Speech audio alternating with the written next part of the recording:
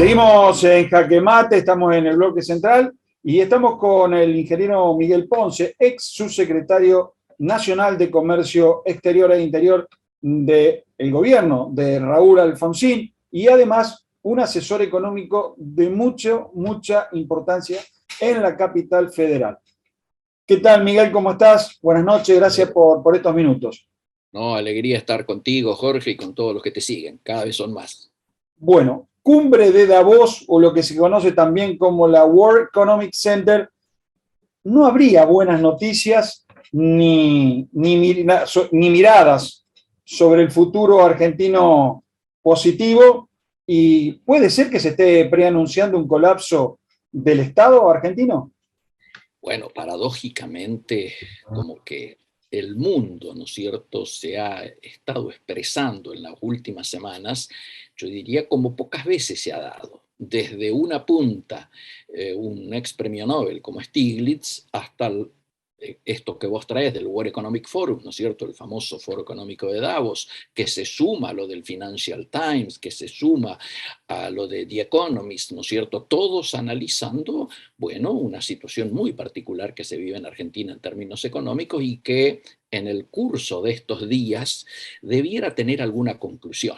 Obviamente, lo que más asusta es esto que vos traes con lo que abrís, ¿no es cierto?, que es entre comillas, analizado en el foro de Davos, donde siempre se hace una suerte de radiografía de los países en términos económicos, políticos, sociales, y aquí lo que hablan es de la crisis económica, la crisis de deuda, la crisis del mercado laboral, el impacto que tiene la pandemia y la posibilidad de acceso y no acceso a las nuevas tecnologías, es decir, una conectividad no homogénea que se daría en el país, y sobre todo esto que vos traes, ¿no es cierto?, que habla de un peligro de colapso institucional, es decir, que la calidad de nuestra democracia se vería afectada por la crisis. Por eso es tan preocupante esto que vos mencionabas y que sin duda a todos nos ha llamado la atención. Igualmente, a mí me gustaría, la verdad, tratar de desdramatizar lo que tiene que resolverse. Lo que tiene que resolverse es ni más ni menos que la posibilidad de ir a default o de continuar algún tipo de relacionamiento con el Fondo Monetario Internacional por la situación de endeudamiento en la que nos encontramos. ¿Por qué digo algún tipo? Porque hasta ahora nadie ponía en duda que el stand-by anterior se iba a transformar en un acuerdo de facilidades extendidas. Y esto tiene un formato muy claramente establecido por el fondo, que son 10 años y determinadas tasas, ¿no es cierto? Obviamente, 10 años implicaba la finalización del mandato de Alberto Fernández más 2 mandatos presidenciales más. Ahora, yo creo que nos estamos acercando a una situación donde posiblemente esto no se dé. Y esto es la novedad de la semana. ¿Por qué no se debería? Claro, porque me parece que lo que van a intentar es hacer una suerte de puente o de, diríamos, formato adaptado a la particular situación de Argentina, de manera tal de, haciendo alguna suerte de excepción, plantear 2 años sin desembolsos y recién hablar de un acuerdo más firme a partir del cambio de gobierno. ¿Por qué el fondo mira esto? Y lo mira porque objetivamente hasta el momento ha quedado claro en las reuniones que tuvo Santiago Cafiero, nuestro canciller, esta semana en Estados Unidos, donde todo el mundo le planteó la necesidad de un plan. Sí. Está claro que el plan por lo menos no lo han explicitado, y uno diría que no lo han explicitado porque seguramente es muy difícil poder acomodar al relato hegemónico del frente gubernamental una situación que claramente es un ajuste. Pero sin darse cuenta, me parece desde el lado del gobierno, que el ajuste ya se ha efectuado. Si nosotros miramos cuánto era el salario cuando empezó el presidente Alberto Fernández. Superaba los 1.300, 1.400 dólares. ¿Y cuánto es hoy? El salario anda en 400, 300, depende del tipo de actividad, pero estos son los salarios formales. Entonces, pues yo suelo usar una frase, ya que el gobierno hablaba de desenganchar los precios internacionales, ¿te acordás con el tema de la carne? Yo decía, los que están desenganchados no son los precios, son los salarios y las jubilaciones y los ingresos de los argentinos. Si miramos, el precio de la carne en Estados Unidos vale en dólares 3 veces más que acá, en Unión Europea vale 4, por lo tanto el tema no es esta situación de que los precios sean caros en términos de dólares en Argentina. Lo que se ha caído claramente es la capacidad adquisitiva, lo que se ha devaluado es nuestro peso, y obviamente eso significa un ajuste. La propia expresidenta, después de las PASO, reclamó porque objetivamente se estaba efectuando un ajuste al haber bajado el déficit fiscal más de lo que el propio fondo había sugerido. Es decir, se hablaba de la necesidad de que el gasto no superase en términos de déficit 4.5 y estábamos en menos del 3, con lo cual el ajuste objetivamente se ha efectuado. Yo creo que vamos camino a una forma, un formato que no va a ser el del acuerdo de facilidades extendidas que veníamos hablando, porque precisamente hay diferencias en la convergencia en lo que debiera ser el déficit cero. O sea, mientras el gobierno quiere que esto se logre o comprometerse a que esto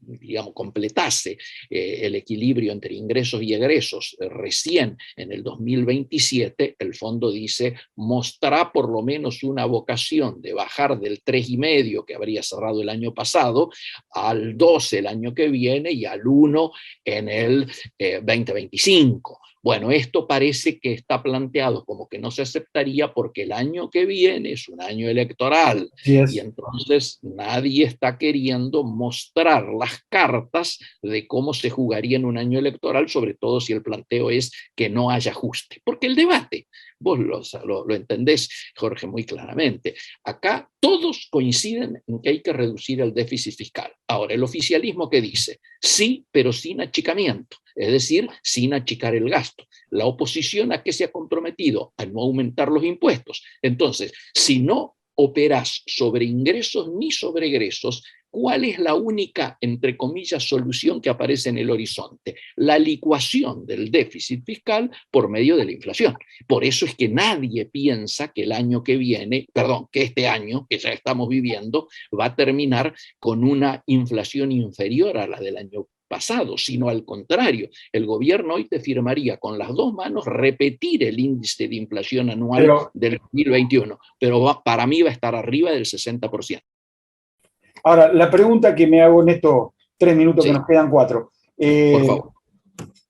Santiago Cafiero y Anthony Blinken, los dos cancilleres estuvieron allí. Después Cafiero se reúne con Nancy Pelosi, que es la presidenta de la Cámara de los Representantes, diputados para los argentinos. Pero en el marco de todo esto, por otro lado, el presidente, el 3 de febrero, se va a reunir con Vladimir Putin en la Federación Rusa. Ahora, ¿cómo hacemos para que el gobierno de Estados Unidos entienda que nos ayude para encontrar una salida con el Fondo Monetario Internacional si nosotros por el otro lado vamos con los rusos en donde tienen un problema con Crimea y Ucrania? Entonces no se entiende bien. Estoy totalmente de acuerdo con vos. La política exterior argentina viene siendo bastante difícil de interpretar, porque como vos bien decís, el presidente Alberto Fernández, hay que ver porque aparentemente va a tener que estar aislado por un tema de COVID estos días, pero tiene previsto viajar a entrevistarse con Putin cuando en estos momentos hay 100.000 tipos efectivos en la frontera con Ucrania.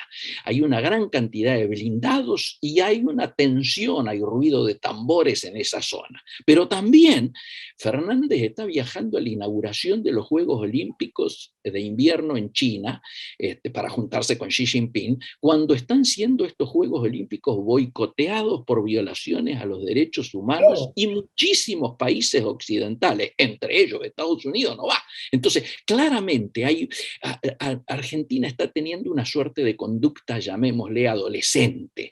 Es una manera de decir, ¿no es cierto?